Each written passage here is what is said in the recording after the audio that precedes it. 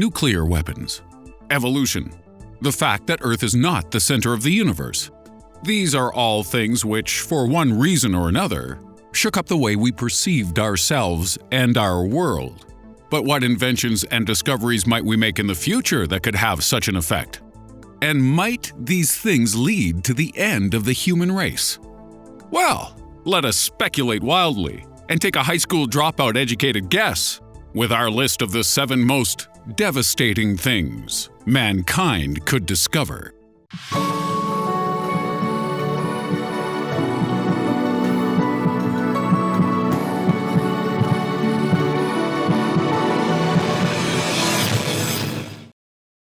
In at number 7, immortality.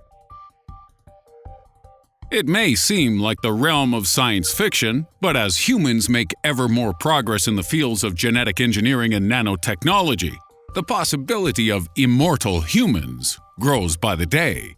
If you can remove the threat of disease by tweaking our genes, and if you can cure tumors and ailments at the cellular level through the use of nanobots, we could potentially extend our lives indefinitely. Obviously, us fleshy meatbags would still be at risk of dying from cool explosions or being eaten by an especially hungry bunch of raccoons. But this too could be eliminated if we could figure out how to transfer human consciousness.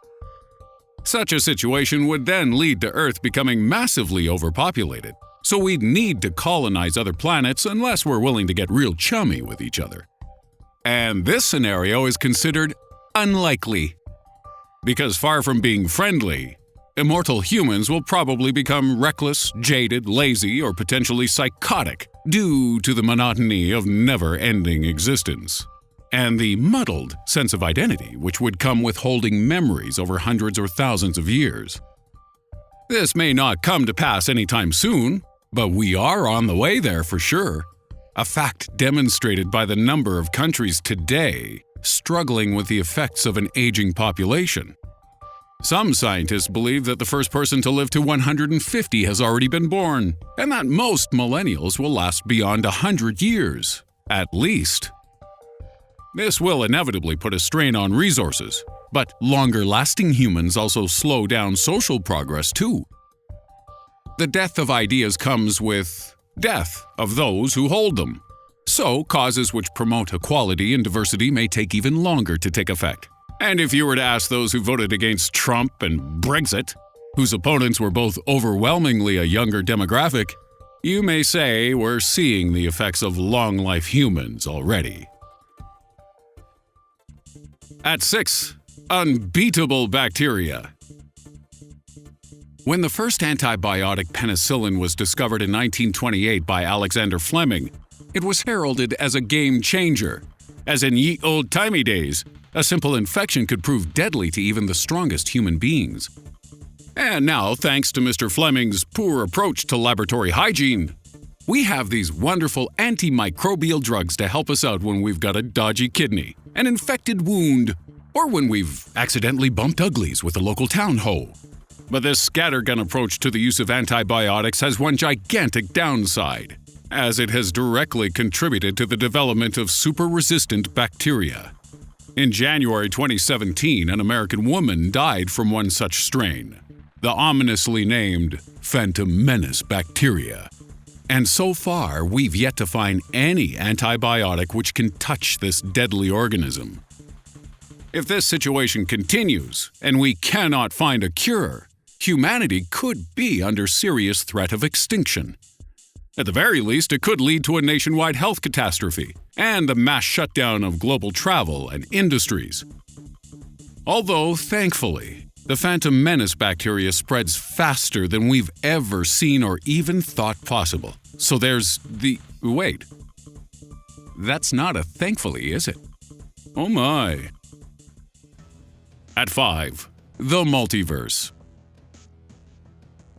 Hey, don't worry about superbacteria or everlasting humans, because none of that matters. In fact, nothing matters. Not your life, not your dog, your relationship, the planet Earth, the sun, the stars, and all the geese who ever lived. It's all irrelevant if we discover the multiverse. The term multiverse describes the theory that our universe is just one of an infinite number of realities, and if this is true, then it would have some pretty devastating effects on the fragile human ego. If an infinite number of universes exist, then that means an infinite number of copies of you also exist. And an infinite number of them are more successful, more handsome, and better at skee-ball than you are or ever will be. Everything you have done, can do, or will ever do has already been done, and is being done right now, and will be done again in the future. There's no point to anything, so you may as well just take a load off, crack a beer, and pop open some Cheetos. 4. We were created. February 1953, James Watson and Francis Crick discover the double-helix structure of DNA. The fact that this came exactly 2 weeks after Valentine's Day immediately makes me suspicious as to whose DNA they were analyzing and for what nefarious purpose, but I digress. Watson and Crick's work identified the 2 distinct strands which make up DNA's structure, along with their endless assortment of chemical patterns which inform what flavor of human will become. But some people believe that DNA's structure seems eerily mathematical, that such an information-based system looks like it was intelligently designed. So what if we discovered that was true? What if we found undeniable proof that human beings were someone else's creation, be it a god, a race of extra-terrestrials, or even more advanced versions of ourselves? What if we found something in our bodies, or in the world around us, which confirmed that we were built for a purpose, or that we're living inside a dream or simulation as we've covered in some of our recent videos? Could the human race cope with the knowledge that we are nothing more than someone's science fair project? That we're merely the plaything of an intelligent organism? Oh, sounds kinda hot. But it could also destroy the entire fabric of society and render every one of man's achievements entirely meaningless, leading to an orgy of complete anarchy and self-destruction. And that still sounds pretty fun. The trouble with this entry, though, is that such a discovery might not even need to be true.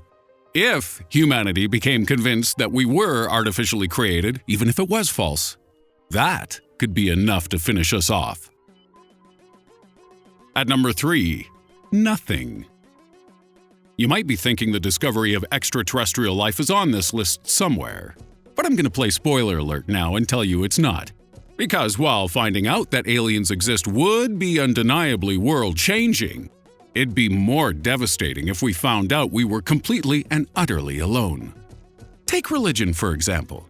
Pope Francis has been quoted as saying that the discovery of alien life is completely compatible with Christianity, and that he would even baptize extraterrestrials if they came to the Vatican.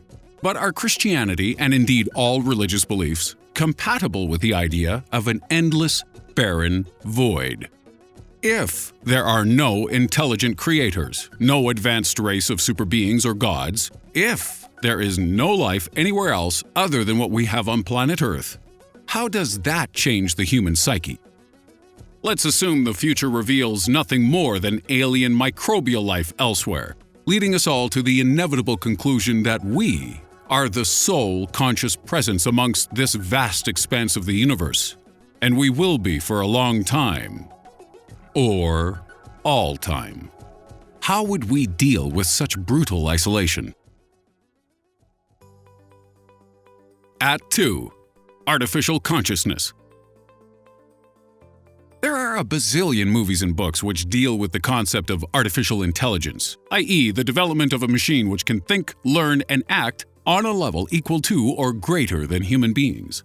But is it really artificial intelligence we should be worried about? Or must we instead be concerned about the discovery of artificial consciousness? Rather than simulating awareness and perception and passing it off as intelligence, what if we were to discover that full-blown consciousness can be created, that we can generate it using some kind of technological procedure? Some people believe this is a distinct possibility, for why should organic brains be the only structure capable of creating and experiencing such a thing? Why not silicone-based electronic devices? Why can't my toaster one day feel what it's like to be romantically rejected, maybe by the blender? In a world where machines can feel as we do, where they have desires and relationships just as valid as our own, how do we cope with our role as creators? What devastating effects on our morals, religions, and everyday lives would this have? Humans can't comprehend how consciousness works, nor why it exists. So we can't say for certain that creating an artificial form of consciousness is impossible. However, slowly but surely, we are inching towards an understanding of the human mind.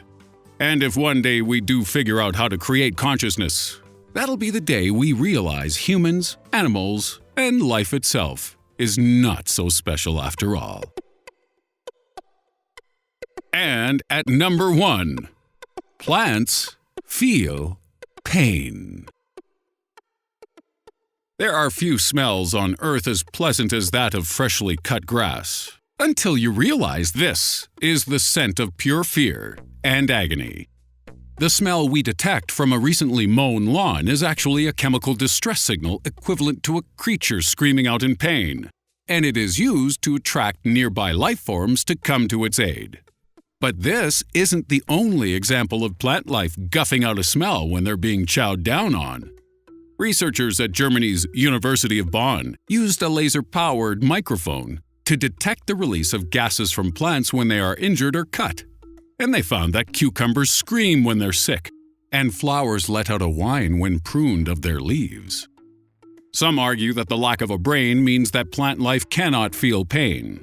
But we can't be sure that this is definitely the case.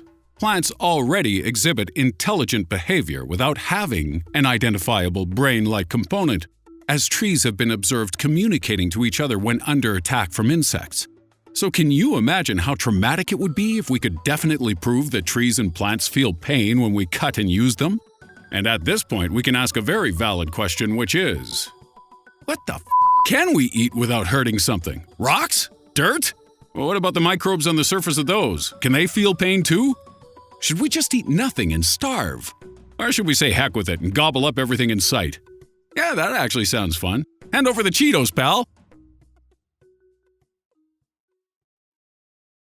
So, that's our list. And if you want to see a few examples of why some of these things may come to pass, take a look at our recent video on the most amazing discoveries of 2016.